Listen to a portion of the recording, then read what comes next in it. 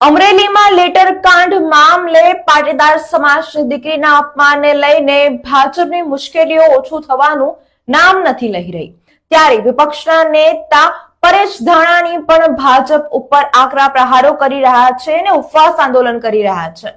વિપક્ષના અને નેતાઓ પણ ભાજપ ઉપર આકરા પ્રહારો કરી રહ્યા છે, ત્યારે ધારાસભ્ય કૌશિક વેકૈયાનું મૌન તોડવા માટે પરેશ ધાનાણીએ અલ્ટિમેટમ આપ્યું હતું।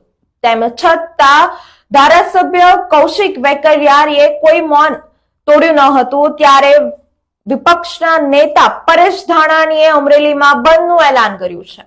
જી હા દર્શક મિત્રો, વિપક્ષના નેતા પરેશ ધાનાણીએ અમરેલીમાં બપોર સુધી દુકાનો અને અન્ય સંસ્થાઓ બંધ રાખી વિરોધ દર્શાવવા અપીલ કરી છે।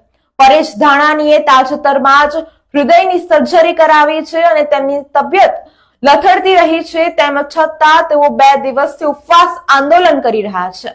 પરેશ ધાનાણીએ પાટીદાર દીકરી પાલ ગોટીને ન્યાય અપાવવા માટે અડંગ જોવા મળી રહ્યા છે, ત્યારે ગઈકાલે પરેશ ધાનાણીએ આ મુદ્દે વેપારીઓ અને લોકોને બંધ પાડવા માટે અપીલ કરી હતી।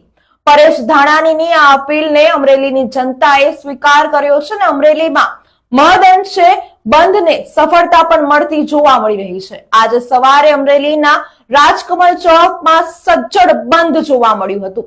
મેડિકલ સ્ટોર સિવાય અન્ય દુકાનો સજ્જડ બંધ રહી હતી। અમરેલીમાં અનેક સ્થળે બંધનું જે સફળતા મળતી જોવા મળી રહી છે, તે ભારતીય જનતા પાર્ટીને આંખમાં ખૂંચે તેમ અવશ્ય લાગી રહ્યું છે। તેમ છતાં ભારતીય જનતા પાર્ટી પોતાની ભૂલો સુધારવાનું નામ નથી લઈ રહી અને ભાજપના એક પણ પાટીદાર નેતાએ પાટીદાર દીકરીના અપમાન મામલે જવાબ આપ્યો નથી। હવે ભારતીય જનતા પાર્ટીના આગલા કદમો જ દેખાડશે કે તેમનો આગળનો નિર્ણય શું રહેશે અને પાટીદાર દીકરીના અપમાન મામલે ભારતીય જનતા પાર્ટી હવે શું કરશે।